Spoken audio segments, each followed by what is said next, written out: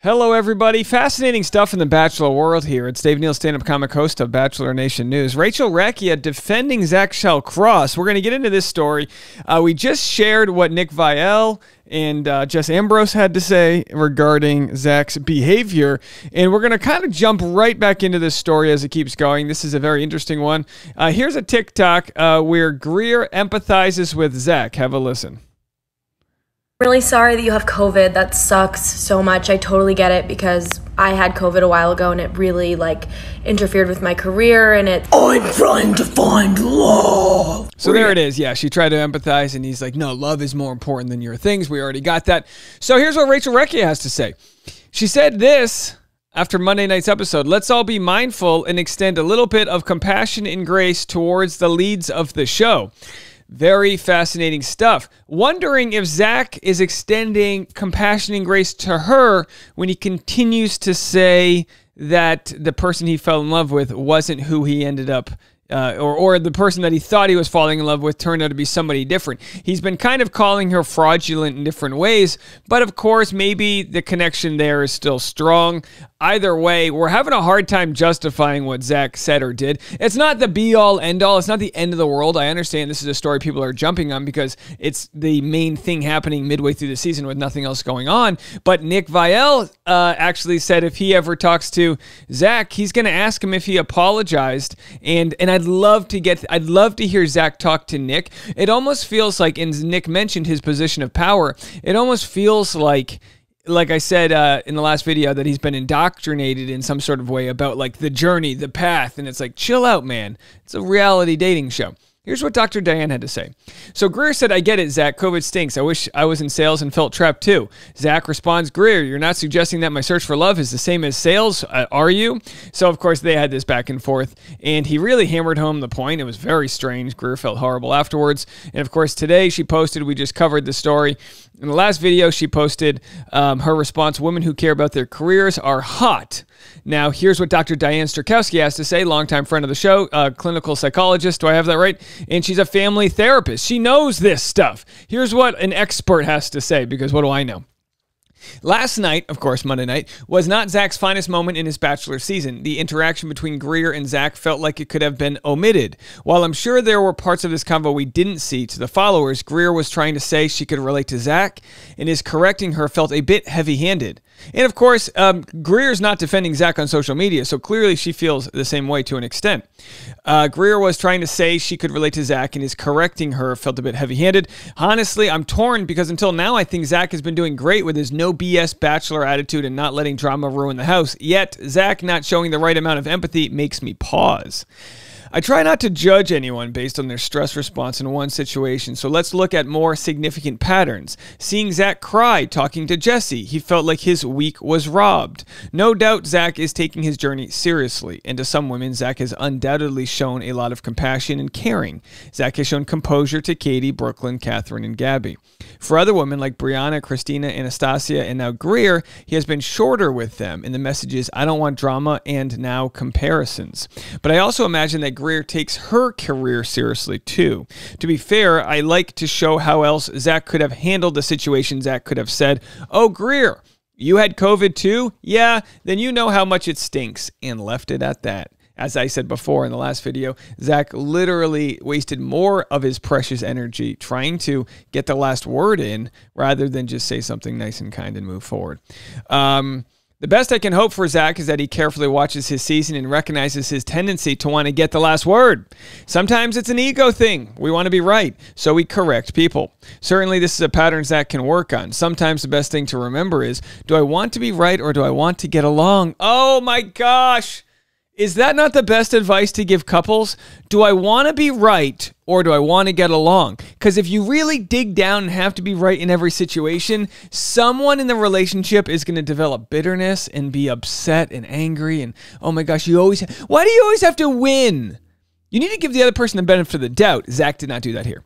As the lead, the fallback response can be, I have a stronger connection with someone else. These types of these types of more general statements can be enough feedback. What were your thoughts on Gabby's one-on-one? I loved it for her and felt like Charity handled herself beautifully, consoling Greer in the hallway and handling the canceled date gracefully.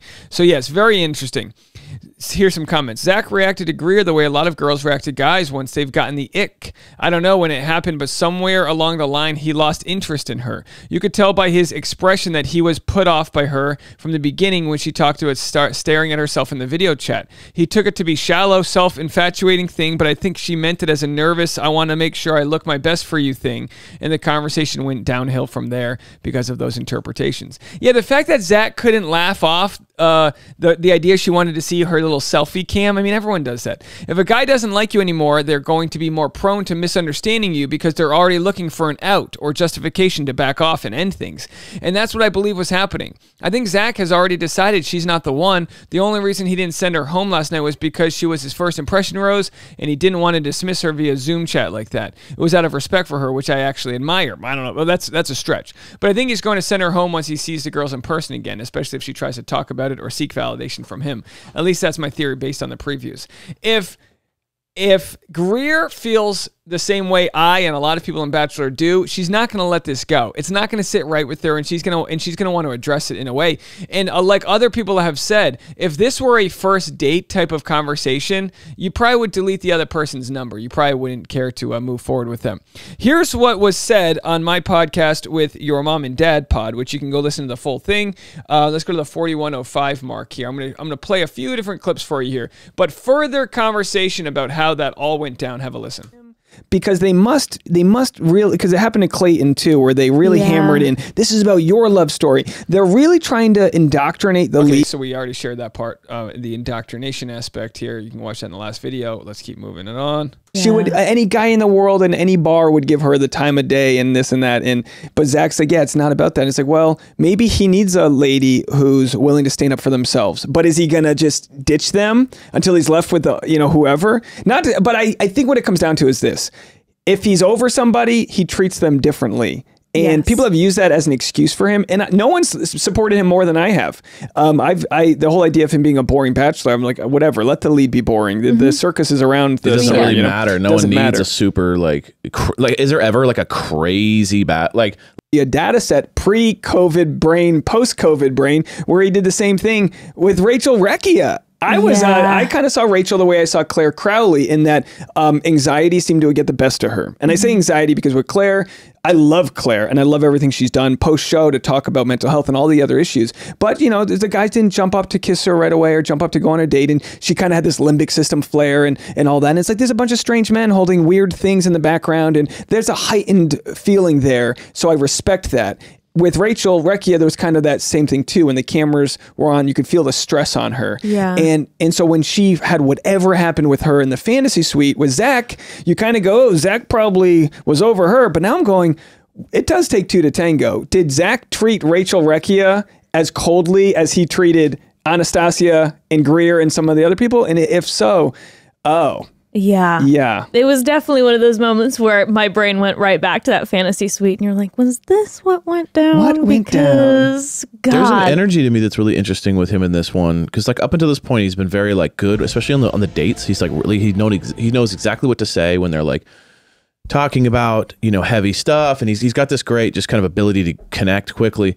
But this episode gave a weird energy, and then you see with the Jess situation where he's like almost like, I'm doing my best, so you shouldn't question it after that. Ooh, boy. Because he's kind of like... angry dad. Yeah, it's like this. It's like even what happened on the Zoom thing with Greer, there's like this weird energy of just like, if I say it, it means I've thought about it. And if you question it, you're questioning me as a person, and I take that personally. It's got this like weird kind of like, whoa. Fun chat, bro. Yeah. Kind of like... kill the convo. As long as I'm just like... Yeah, he's a convo killer. All right, so The Bachelor had posted this clip as well. Throw out there. I think it's completely different, at least my perspective. So yeah, The Bachelor posted that, and we actually got a response from Wells Adams. The Bachelor said, well, yes, it wasn't the best comparison. I thought he overreacted. What do you think? And we'll go to Wells. He said, being empathetic is never a bad thing, even if the analogies aren't synonymous. Yeah, an analogy is never perfectly synonymous. And of course, some people corrected him and said she wasn't being empathetic, she was being sympathetic. And I always like to remind people the difference between sympathy and empathy, because I never know the difference. They're similar, but have different meanings. They are two nouns not used interchangeably, but often we encounter them in contexts where their nuance is diminished or perhaps not relevant, providing no obvious indication why one was chosen or the other. Sympathy for the difference in meaning is usually explained with some variation of the following. Sympathy is when you share the feelings of another. Empathy is when you understand the feelings of another, but do not necessarily share them. So Greer was trying to sympathize with Zach by sharing the fact that she also had COVID and had to deal with it, and he wasn't buying it. And we're going to get into our final clip, 4921 here, and by all means, go check out this full podcast. We did a 2-hour podcast with your mom and dad. It's great.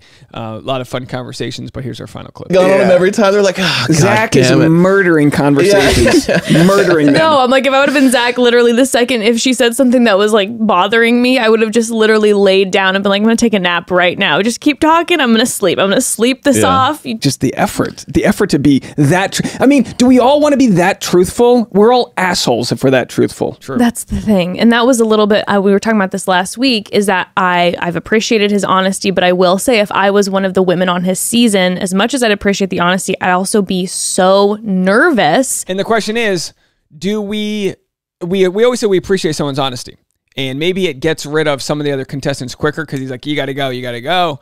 But do you want to marry someone who's that honest and doesn't have the ability to, I don't know, dance around conversations that might be tough? He doesn't value Greer's job in the same way he values his plight for finding a lady. And whether it's sexist, narcissistic, I don't know exactly what it is, but it is not well received. And on edge, because I'm like, it's very clear if he likes you or he doesn't. Yeah. Which was the interesting part to me about the whole Greer conversation, because he kept her, and she's first impression rose, and he's definitely seemed to be enjoying his time with her over the past few weeks. So this kind of came out of left field, which made me feel, I'm like, I don't know if we're missing something, because it feels like there's either things edited out of conversation that happened previously that, set him off, or if it's just that he's exhausted and stressed. But regardless, Greer she was simply trying to relate her story to him, and she did not say to him by any stretch of the imagination, like, you should get your ass up and work and get over here, even though they were saying certain things with the ladies, but to him, she was just checking in. She was so innocently just checking in. Let me know what you guys think. So we have Wells, Nick Viall being notable alumni that have supported Greer here, and then we have Rachel Recchia. And again, by all means, credit to Rachel Recchia for not burning Zach even further. This would be a time to kick someone when they're down. But Rachel Recchia says, let's extend some grace here. But of course, grace is important to extend, even if the other people aren't necessarily possessing it. And we'll see what Zach has to say about this. Fascinating stuff. More content coming your way. Patreon.com/Dave Neal right after this at 10 a.m. Bachelor Rush Hour, the podcast. I've got brand new exclusive content just for the podcast listeners dropping today at 4 p.m. East Coast. Go check that out. Link in the comment section below. We'll be right back.